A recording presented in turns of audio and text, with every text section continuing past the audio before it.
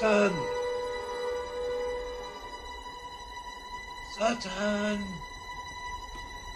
Satan, help me!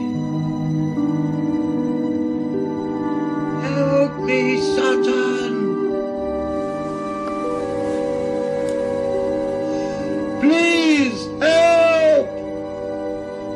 Help!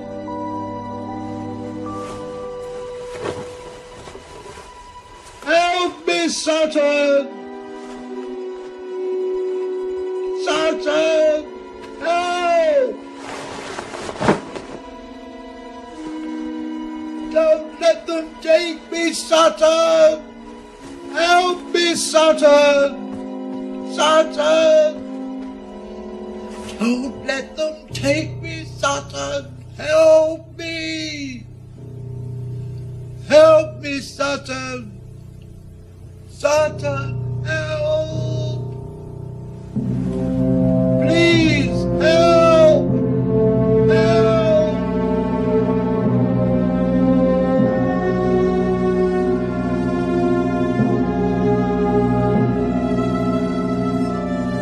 Help me!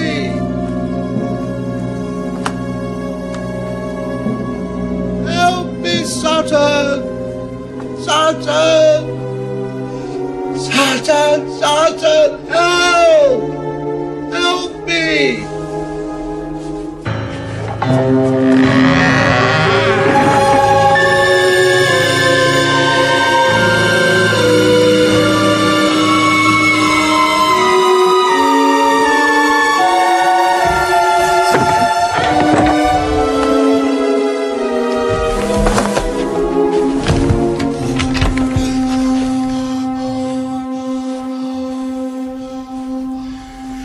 Satan! Satan!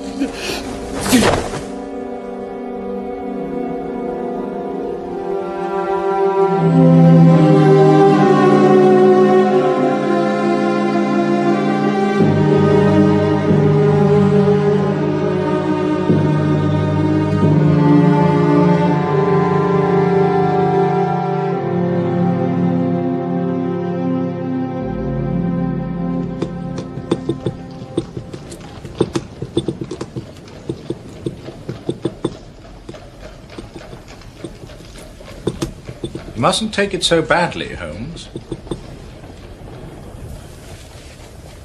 What? Well, I know it's inconvenient, but you really mustn't let it affect you like this. Whatever do you mean? You are sitting there, boiling with indignation because you have been forced to leave the warmth and comfort of 221B by the ardour of Mrs. Hudson's spring cleaning. My dear Watson, however did you deduce that? By simply applying your methods, Holmes. Indeed. You'll agree that you are not here for either a shave or a haircut. That is true. How did you know? Because you invariably shave yourself, and you are patently not due for a haircut for another 2 weeks. Correct. And you left our rooms in some haste. You are without either your gloves or your cane. Go on.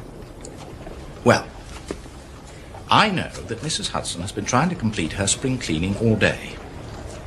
Now, you have been sitting there, frowning, eyes tightly closed, grinding your teeth, and all the time your fingers have been drumming like pistons on the arm of that chair. So, given all this evidence, even I cannot fail to deduce that you have quarrelled with our good housekeeper and sought refuge in the sanity of the barber's shop. You cannot deny that I am right.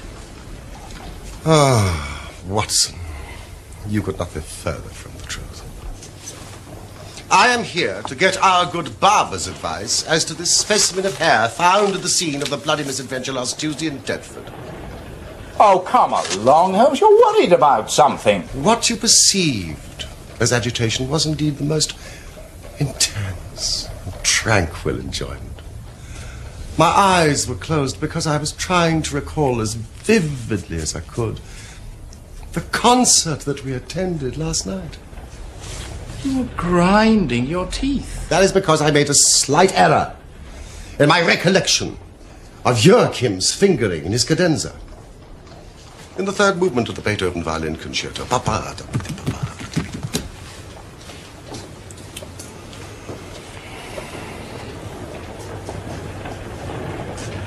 Nevertheless, there is an element of truth in what you say. Ah!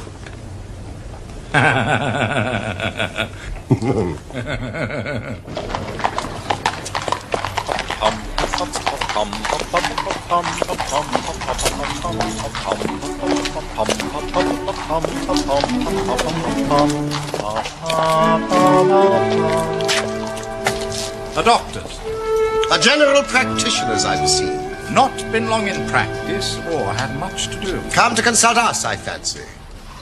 Lucky we came back.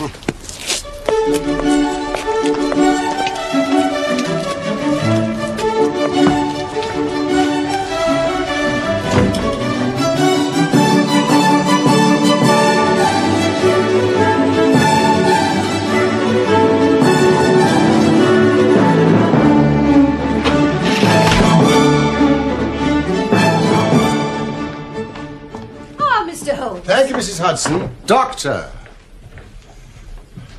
This is my friend and colleague, Dr. Watson. Pray, resume your seat and tell me how I may serve you. Well, I am indeed a doctor.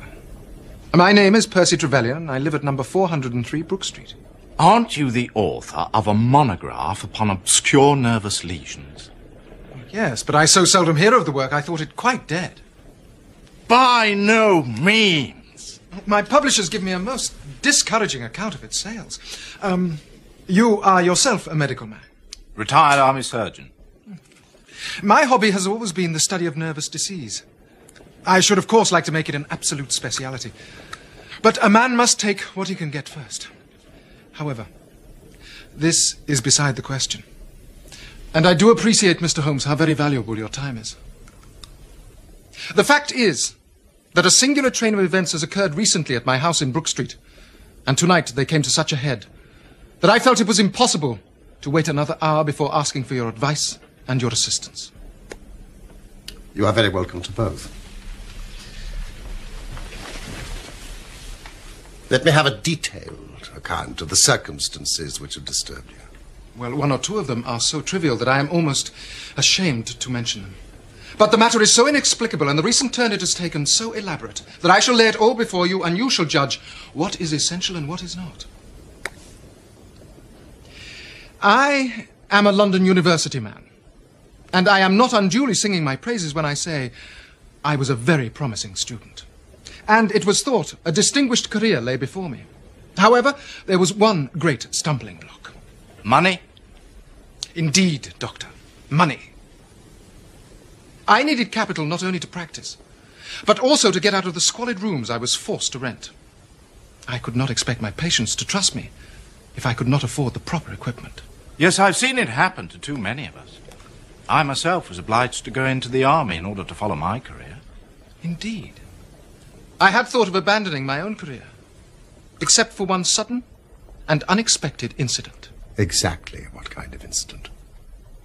One morning, 2 years ago, I received a visit from a man by the name of Blessington, who until that time had been a complete stranger to me.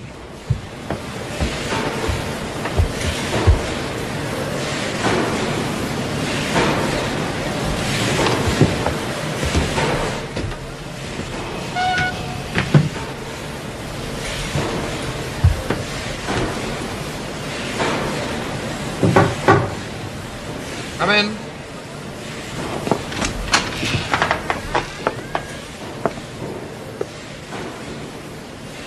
Heavens, do you live here, in this? Yes, I'm afraid I do. You are the same Percy Trevelyan who's had so distinguished a career. Recently won the Slater Award for Medicine. I am. Then answer me frankly, sir, and you'll find it in your interest to do so. Despite your present financial situation, you clearly have all the cleverness that makes a successful man. But have you the tact? I trust that I have my share, sir. Any bad habits?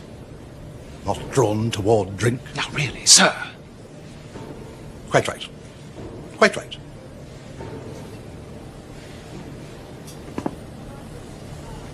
but I was bound to ask. Why? Why, sir? Simply, why, with all these qualities, are you not in practice? Come now, it's the old story, more in the brains than in the pocket, eh? Now, sir, what would you say, sir, if I were to start you in Brook Street? If a specialist is to succeed, he must aim high, and a practice in Brook Street is just the beginning.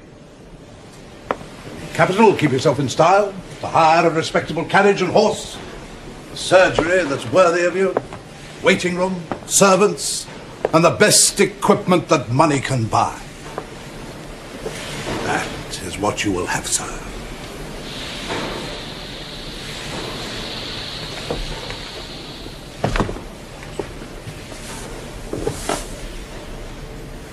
But why? It's just like any other investment. Safer than most. And what am I to do? I'll tell you. I will take the house, furnish it, pay the maids, and run the whole place. All you have to do is to wear out the chair in your consulting room. And then you hand over to me 3/4 of everything you earn. And keep 1/4 for yourself. Now, what do you say to that, sir? Do you agree? This, then, Mr. Holmes, was the strange proposal with which Mr. Blessington approached me. I will not weary you with how we bargained and negotiated. But it ended with my moving into the house next quarter day and starting in practice on very much the same conditions as he had suggested.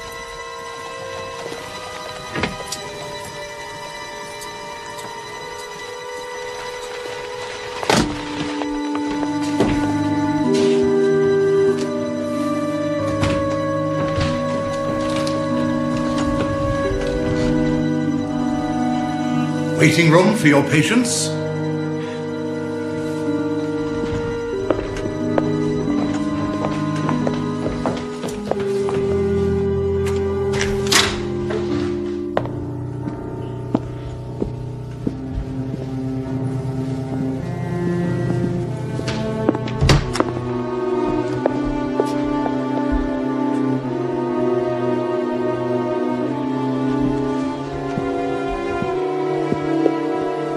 Your consulting room.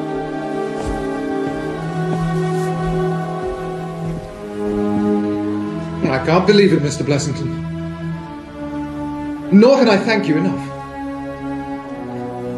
He turned the 2 best rooms on the first floor into a sitting room and a bedroom for himself, and came to live with me in the character of a resident patient. His heart was weak but not abnormal, and yet he demanded constant medical supervision. He was a man of singular habits, shunning company and very seldom going out, except in one respect. Every evening at the same time, he would go for a walk for half an hour exactly, no matter what the weather. And every evening at the same hour, he would walk into the consulting room. He would then examine the books, put down 5 and 3 for every guinea I had earned, and then carry the rest off to the strong box in his own room.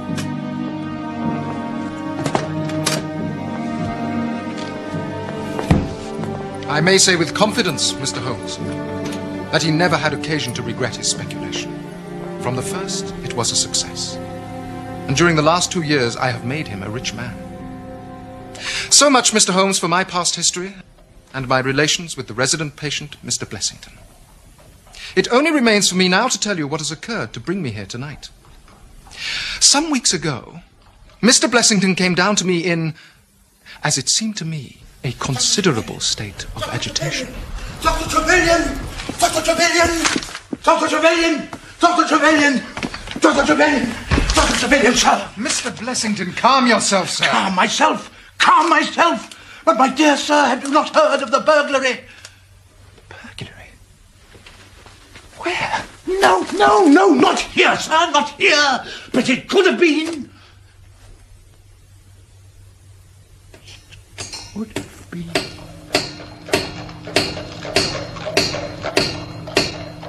Within a week, the whole house had become a fortress of bolts and bars and locks. Are you sure these bars are strong enough? They'd be strong enough for the Bank of England, sir. Mr. Blessing. When I questioned him upon the point, he became so offensive that I was compelled to drop the subject. At first, Mr. Holmes, I thought he merely sought to protect his strongbox. But then, I suspected that it was his life he was protecting. From then on, he stopped going out altogether, peered continually out of his windows, and kept himself locked in his room in what I can only describe as a state of mortal dread.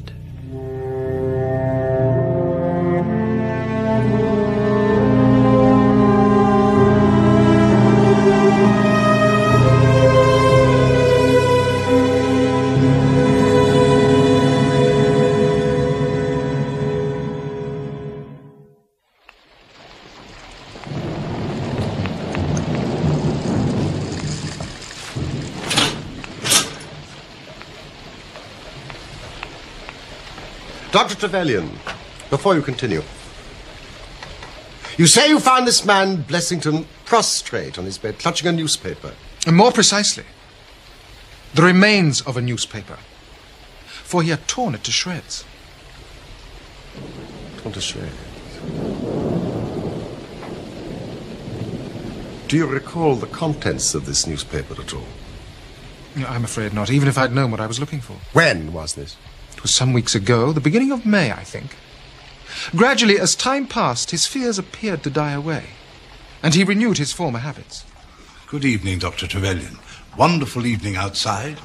I'm beginning to enjoy my walks again.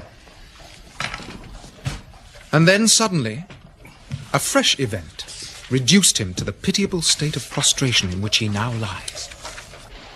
What happened was, yesterday I received this letter from a Russian nobleman now resident in England, who suffers from catalepsy. In it, he announces his intention of visiting me for a consultation this very evening at 6:15.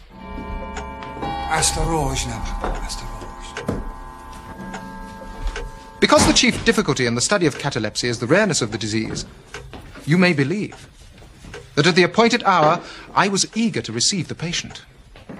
Good evening, gentlemen. I'm Dr. Trevelyan. And it was you, sir, I assume, who wrote to me?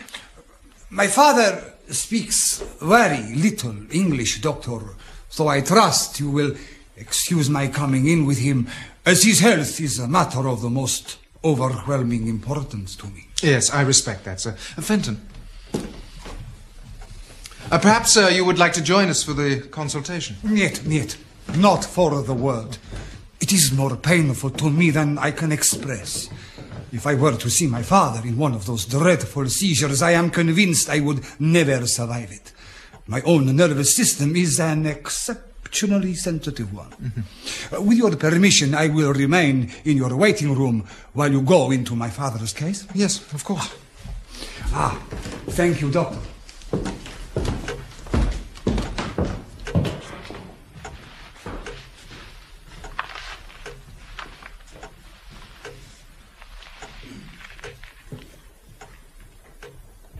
Thank you, Fenton. Now, sir, I hope you will forgive me if I ask you a few basic questions. And first, can you tell me your age? 67. And apart from catalepsy, would you say you are physically sound? Normally, do you have good health? No headaches? Abdominal pain? Any pain at all? No. Good. Naturally, I will examine you thoroughly, but this is merely a preliminary. Do you smoke cigars? Yes. Do you drink alcohol? Vodka. Vodka? I see. Every day?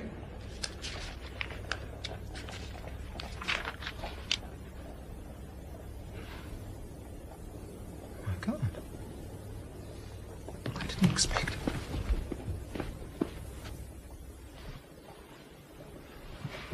My first feeling was one of pity and horror.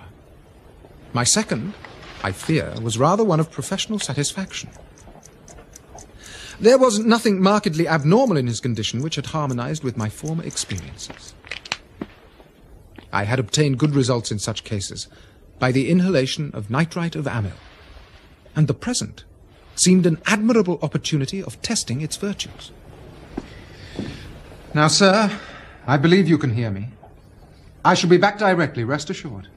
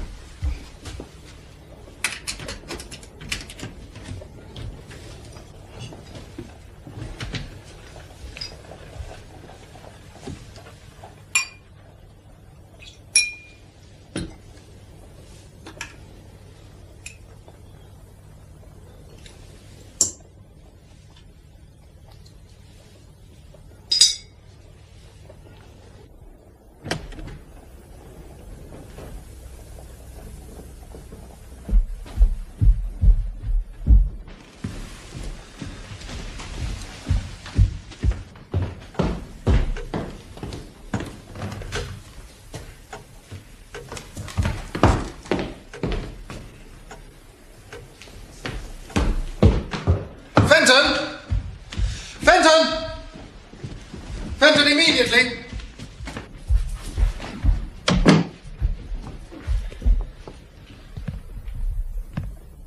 Fenton, the two gentlemen you showed in less than 15 minutes ago, did you see them leave?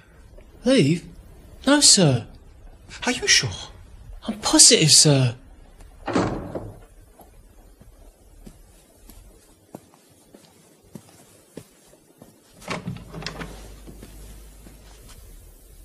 Good evening, Dr. Trevelyan. Good evening, Mr. Blessington. And how was your walk today?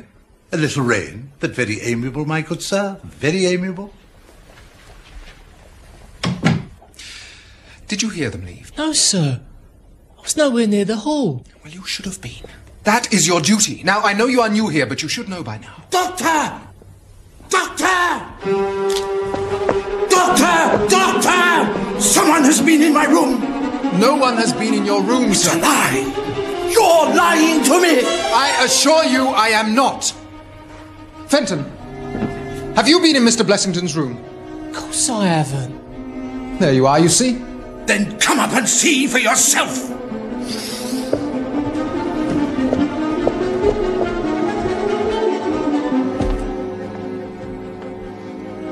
Now, sir. Look at those! Are you telling me that they're mine? Well, at first glance, they do appear to be too large for yours. Of course they're not mine!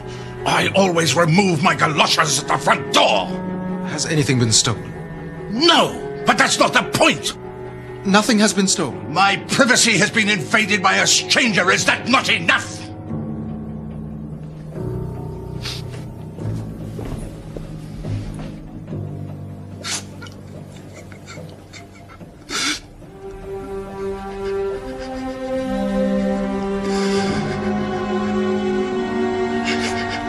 Mr. Blessington? Mr. Blessington? Leave me alone. Go away, leave me alone. Surely there's something I can do to help. Shall I call the police? No. No, not those bunglers.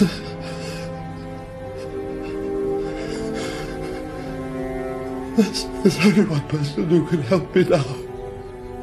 And that is why I am here. But I must apologize for such a trivial reason. A thief that doesn't steal. Did he ask for me by name? Oh, yes. Then let us be on our way.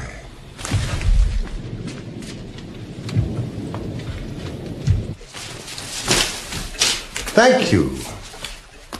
This way?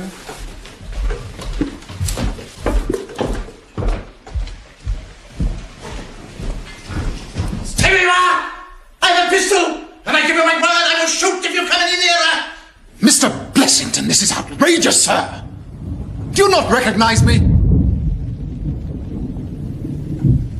Is that you, Doctor? Yes, of course it is me. The other two gentlemen, are they what they pretend to be? They are Mr. Sherlock Holmes and his friend Dr. Watson. Good God, Mr. Blessington, it was you that asked me to fetch them. Yes. Yes, yes. Forgive me. Forgive me.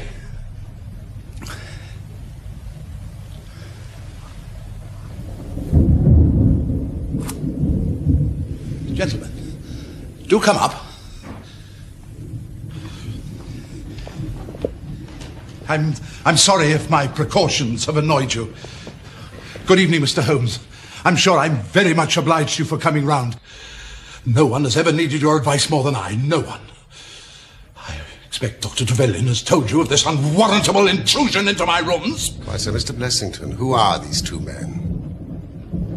Which two men? I don't know them. Then why do they wish to molest you? Molest me? You can hardly expect me to answer that. You mean that you don't know?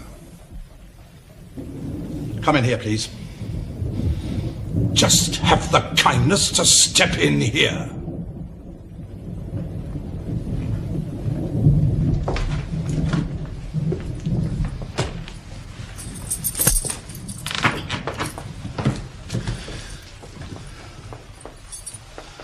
I've never been a rich man, Mr. Holmes. I've never made but one investment in my life. Dr. Trevelyan will tell you that. But I don't believe in bankers, sir. Never trust a banker, Mr. Holmes. Never. So between ourselves, what little I have is here, in this strongbox. So you can understand what it means to me when unknown people force themselves into my rooms. Mr. Blessington, I cannot possibly advise you if you try to deceive me. Deceive you? But I've told you everything. Good night, Dr. Trevelyan. Mr. Holmes! No advice for me? My advice to you is to speak the truth.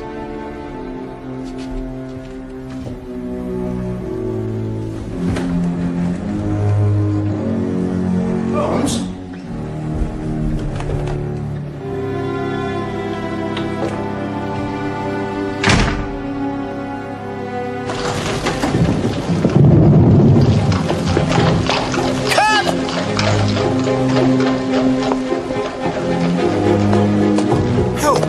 I can read in a man's eye when it's his own skin that he's frightened for. Yes, but why did you call him a liar? Because I am certain that he does know who these men are. Cab!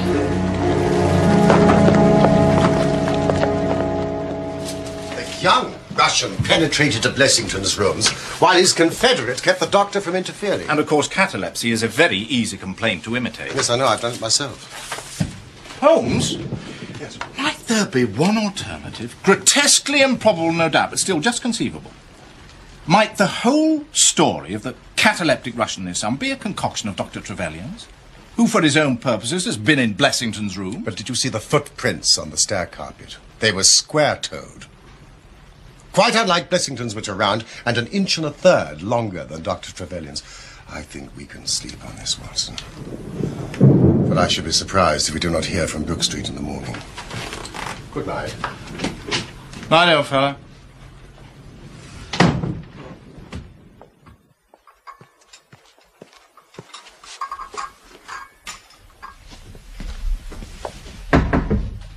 Morning, Doctor.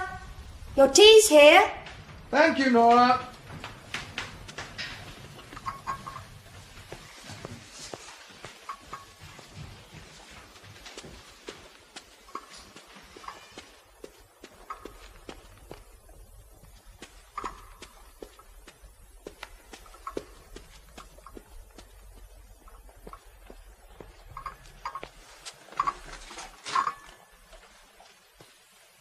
Mr. Blessington, your breakfast tea. Mr. Blessington?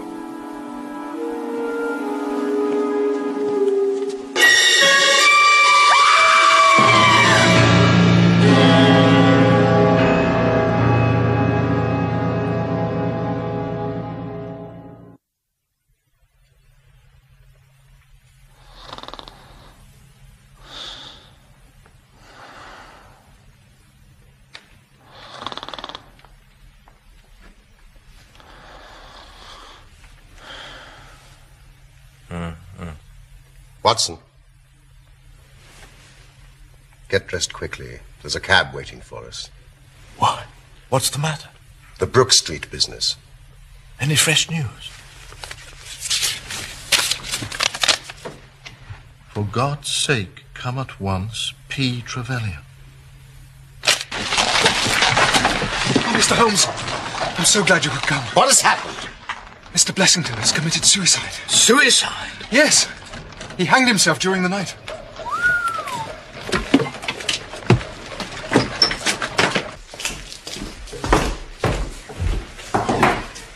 Has the body been touched? No.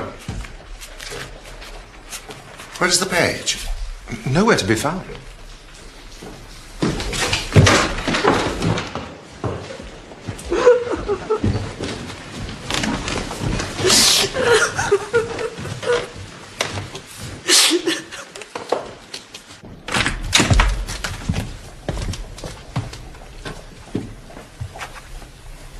Good morning, Inspector. Mr. Holmes, delighted to see you. Now, please take a look. We were just about to take him down.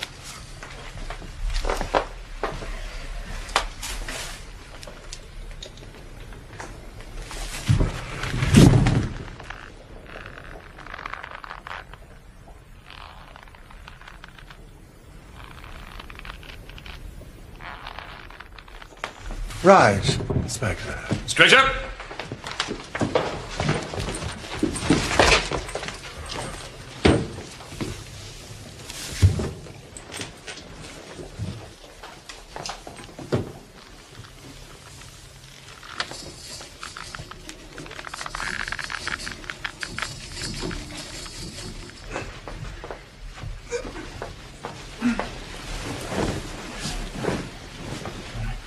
Well, that'll be all. Have you heard of the events leading up to this affair? Yes, Dr. Trevelyan has told me something of them. And have you formed an opinion? As far as I can see, the man was driven out of his senses by fright. The bed has been well slept in. There was his impression deep enough for all to see. It is about 5 in the morning, you know, that suicides are most common. That would be about the time that he hanged himself. Seems to be in a very deliberate affair. Yes, from the rigidity of the limbs, I'd say he'd been dead about 3 hours. Thank you, Watson. Noticed anything peculiar about the room? There was a screwdriver on the mantelpiece, and he seems to have smoked heavily during the night. I found these in the fireplace. Huh?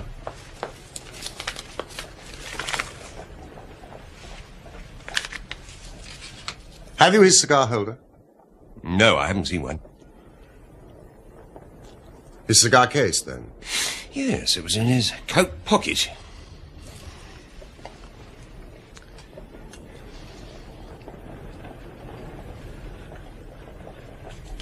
This is Havana.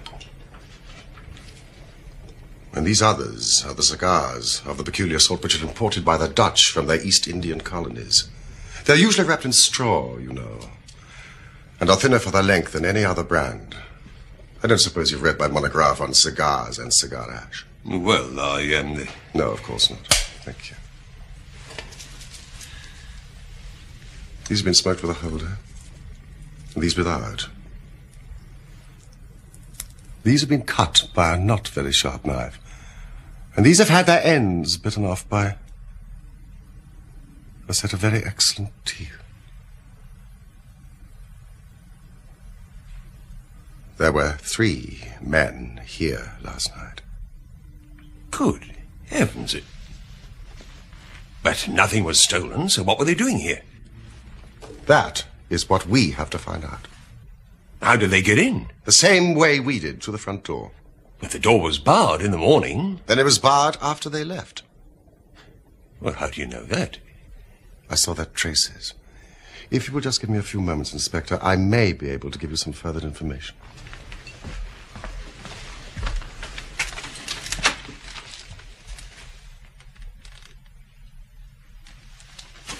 Don't move, Watson.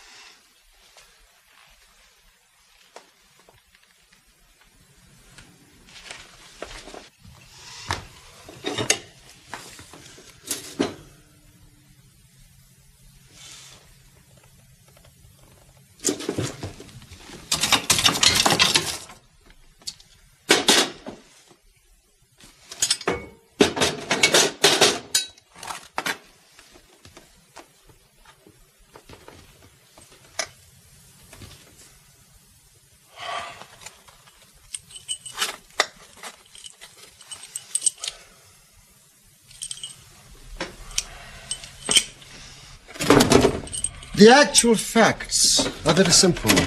I shall be surprised if by the afternoon I cannot give you the reasons for them as well. But Holmes, can't you tell us anything now? Oh. There is no doubt as to the sequence of events. There were three of them in it. A young man, an old man, and a third, to whose identity I have no clue. The first two I need hardly remark, were the same who masqueraded as the Russian Count and his son. So we can give a very good description of them, can we not, Dr. Trevelyan? They were admitted by a confederate inside the house. They entered the hall, the older man first, the younger man second, and the unknown man in the rear. They ascended the stairs.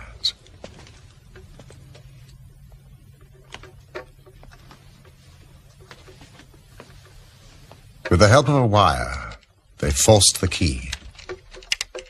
Even without the lens, you can see where the pressure has been applied. On entering the room, the first proceeding must have been to gag Mr. Blessington.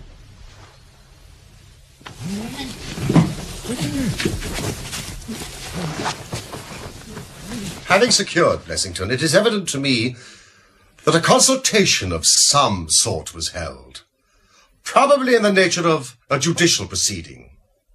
It must have lasted for some time, for it was then that the cigars were smoked. It was there that the older man sat, in the wicker chair. It was he who used the cigar holder. The younger man sat there. He knocked his ash off against the chest of drawers. The unknown fellow paced up and down. Blessington, I think, sat upright in the bed, but of that I cannot be absolutely certain. It ended, of course, by them taking Blessington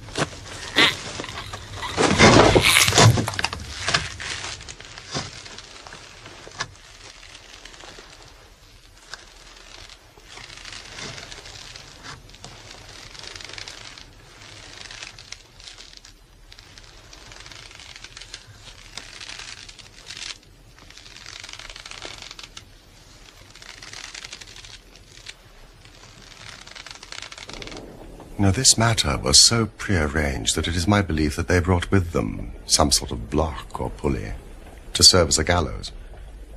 Oh, yes, a gallows, Inspector. This was a revenge ritual. What an extraordinary story. But what proof? I'll have it before the day's out. You haven't explained about the screws and the screwdriver. That was to fix up the block or pulley. But when they saw the chandelier hook, they naturally saved themselves the trouble. Now, Inspector, I suggest that you immediately make inquiries about the page and arrest him. Certainly, Mr. Holmes. I will be back here a little before 3 o'clock. Good day to you.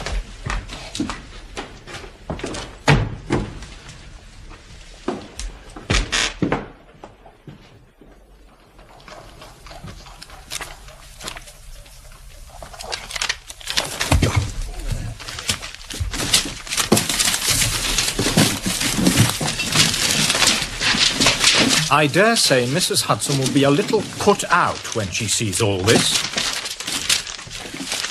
What are you looking for? Worthington. W. Worthington. March. 1880, I'm sure. March 8.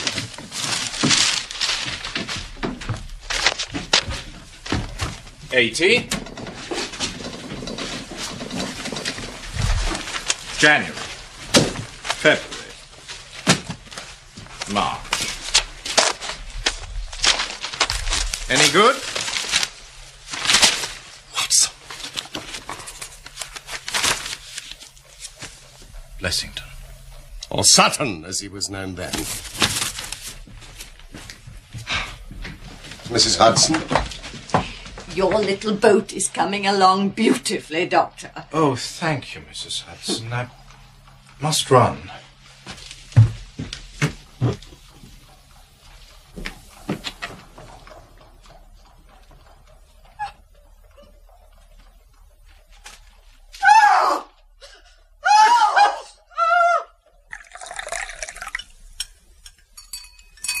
Oh, thank you.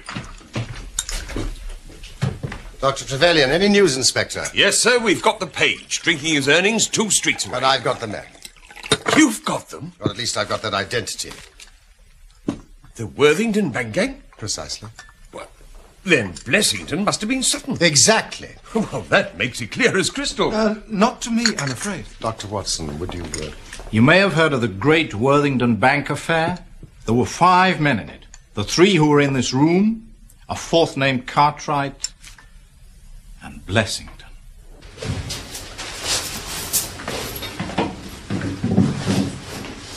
All right, let's be gone.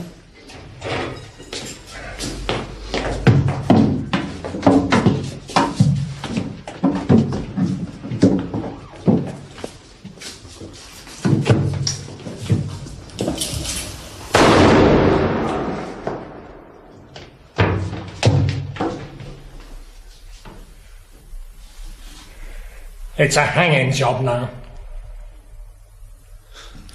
Only if someone squeals.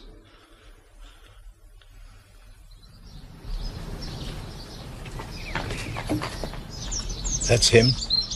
Are you positive? Oh, yes. That's him. Sutton! Sutton, you're dead! Sutton! Sutton! You're dead!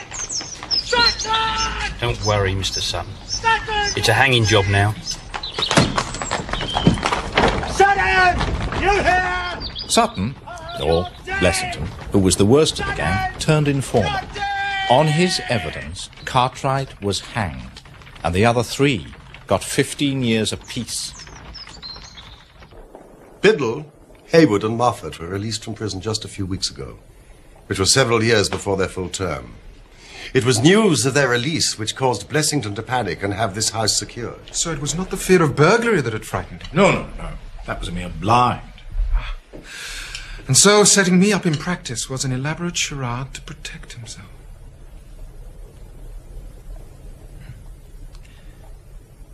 Well, why could he not tell you this?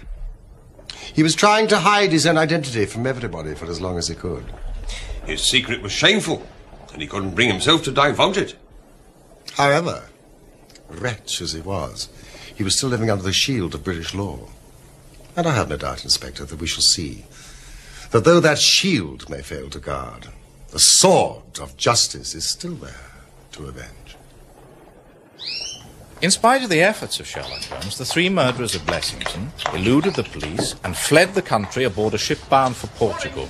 It was a few weeks later that we learned that the ship, the Nora Craner, had sunk with all hands upon the Portuguese coast, some leagues to the north of Oporto.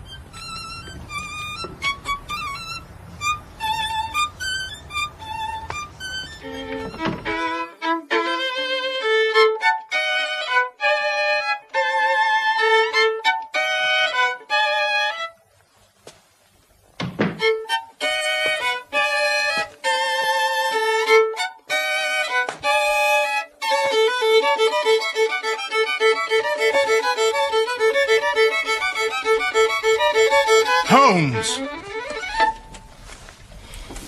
What's wrong? Well, it's just that I was going to spend the day writing the case of Dr. Trevelyan while the facts are still fresh. Oh, and you mean... Oh, I understand. Thanks awfully. It's just that it is difficult to concentrate otherwise.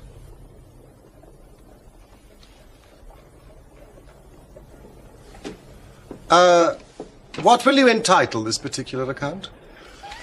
I didn't know you were interested in my writing. I am always interested in your choice of titles. Well, I thought I'd call it the Brook Street Mystery.